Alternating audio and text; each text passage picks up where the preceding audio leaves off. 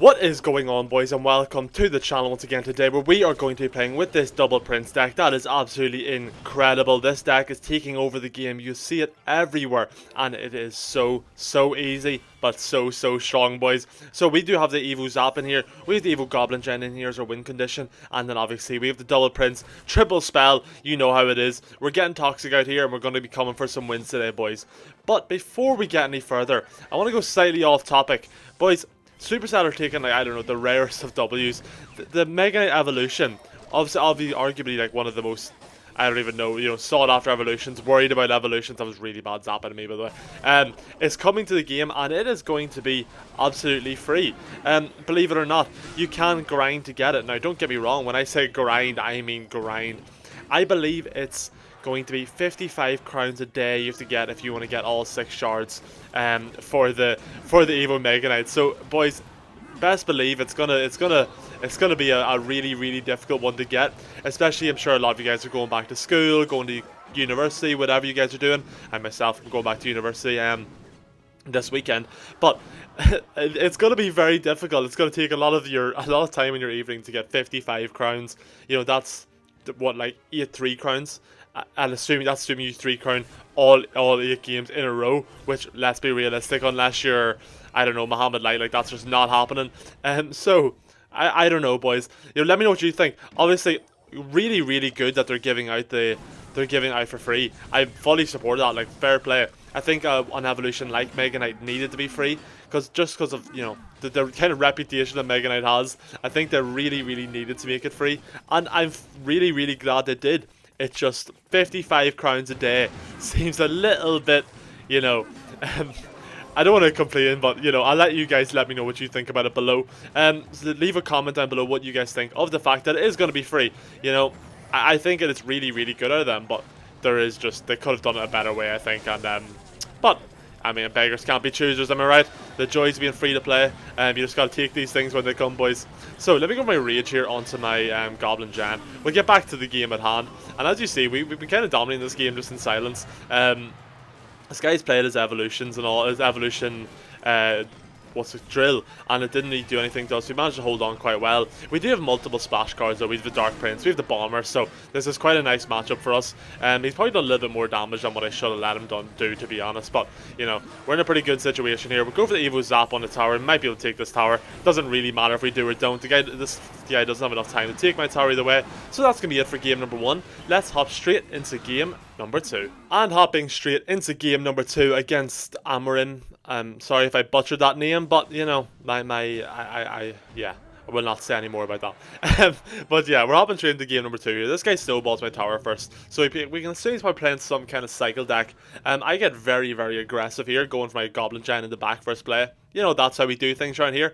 And actually, this guy has Monk. Now, I don't believe I have many, apart from Bomber, I don't believe I have any like real splash or projectile cards, so Monk shouldn't be too great against me here. Obviously, Monk is just a really good tank in general, but we might be able to hold on to this quite well. He goes in for his Skeletons, and that's going to defend this, stop my Prince from really doing on against him, and he will get pretty nice defense here. I'm going to go for the Dark Prince here. We'll just go for the Double Prince, see what we can do. And he's going to cover it with a Miner, and we'll get a Dark Prince on the tower. It's not going to charge, which I feel is a bit silly. I think that, if one Prince is going to charge for 2 tiles, both should. I think they should both be 3. I think the normal Prince goes way too early, but, I think they should have a bit of consistency here rather than one doing one thing and one doing another. But anyways, that's besides the point. So far, I can't really tell what deck this guy is kind of running. It seems a very unusual... I really don't know, but I'm going to go Goblin Giant here in the back, and we'll just go for it. He'll probably end up going for his Monk, seemingly, and the Monk will be pretty good against this, just because the Monk does so much damage. But he goes for his Skeletons, which I think will come back to bite him, because I can just go for my Prince in behind this, and we should be able to do a good bit of damage here. I'm going to go for my Rage and everything. Let's get that going nice and early, and we'll throw that down. Nice, we're going to clean out this Monk very quickly, and hopefully take out the Bomb Tower. No, we're not. Okay, we'll go for the Zap here, take all that out, and we're not going to manage to get a hit off on the tower. Thought the Zap might have been able to save us there, but unfortunately it could not do so. So, we're in a bit of a good position here. I don't know what this guy's scheming. Excuse me. Wow, sorry. Okay, we're good. I don't know what this guy's scheming. It just seems a bit... he has a bit of a random deck, and it's all defense, no offense. It seems kind of has like the markings of a graveyard deck or a tombstone deck, whatever you want to call it. Or no, it's graveyard, isn't it? Yeah, graveyard deck.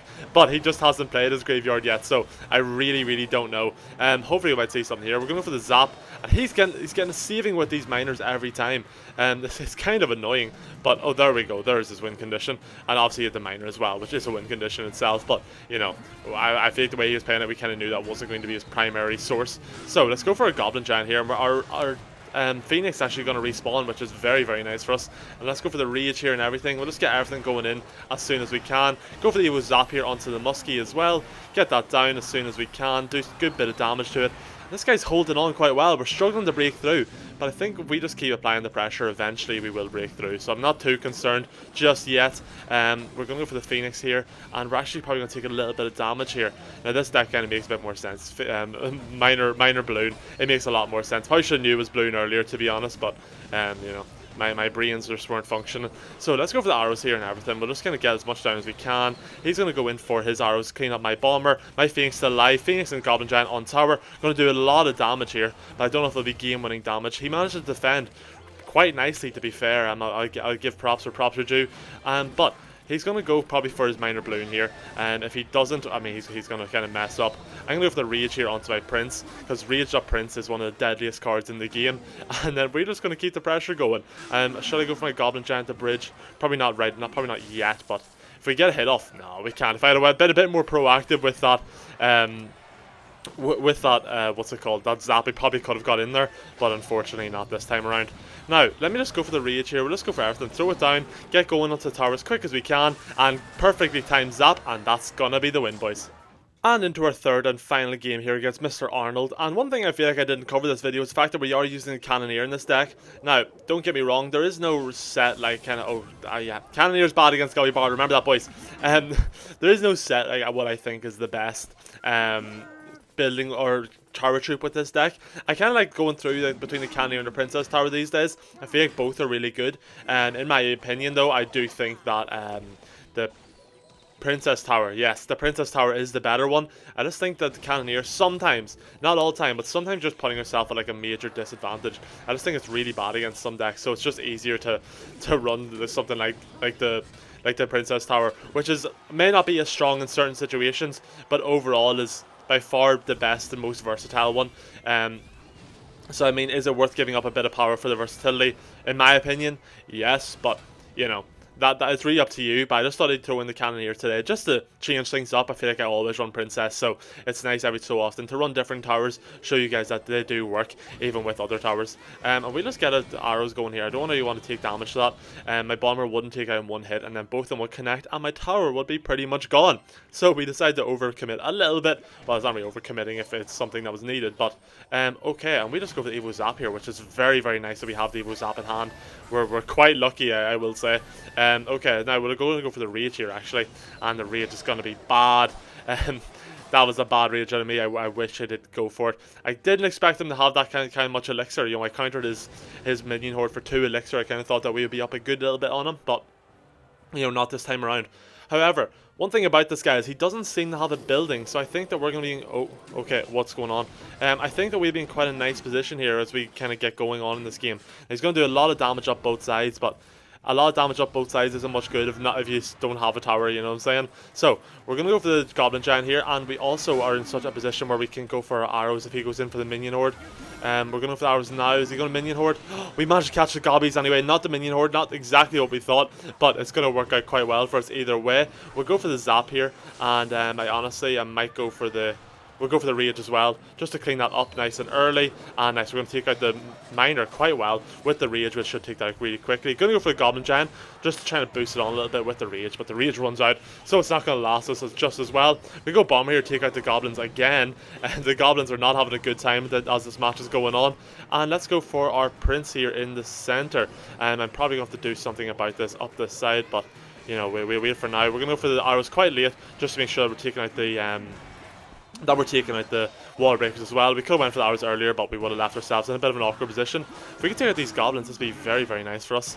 And then what we can do here is honestly just go for a Goblin Giant. Probably could have went for it at the bridge, but if we just go for this plus the rage, and we need to go for the arrows as well. Can we get that down in time? We can just about get it down. We really need to hold on to this here left, right side, because it's going to get very, very difficult to defend very, very quickly if we don't look after it. Now, let's go for the Dark Prince here in the center. We're going to go for the Prince here, and I think that's going to be game. I don't see a way we defend this, to be honest. He doesn't really have spells, but we don't really have much to deal with all the spam he has. If we had Log here, I think this would be slightly better for us, but unfortunately, you know, we don't. So let's go for our Phoenix here onto these. I think that'll work out pretty nicely for us. We're going to go for our Evo Zap here, plus the Rage, make sure we're getting them down ASAP, and he's going to go on the opposite side. Really, really smart from him, but we're still managing to hold on, just about. I don't know how, but we need to go for Prince here in the center, and that's going to be game. Fair play to my opponent, he played this very, very well. And yes, boys, that is it for today's video, and as you've seen, this deck is so powerful. You know, we did lose that third game. Definitely a skill issue. I will keep it 100% real with you guys. I definitely should have won that, but I'm just not as good as some people. I don't know how to play against that kind of deck, but I'm sure a lot of you guys do, and if you do, you know, I'm sure you guys will do much better than I just did. So anyway, boys, that is it for today's video. If you did enjoy, do be sure to hit that like and hit that subscribe button, and I will see you all tomorrow for a brand new video, and peace out.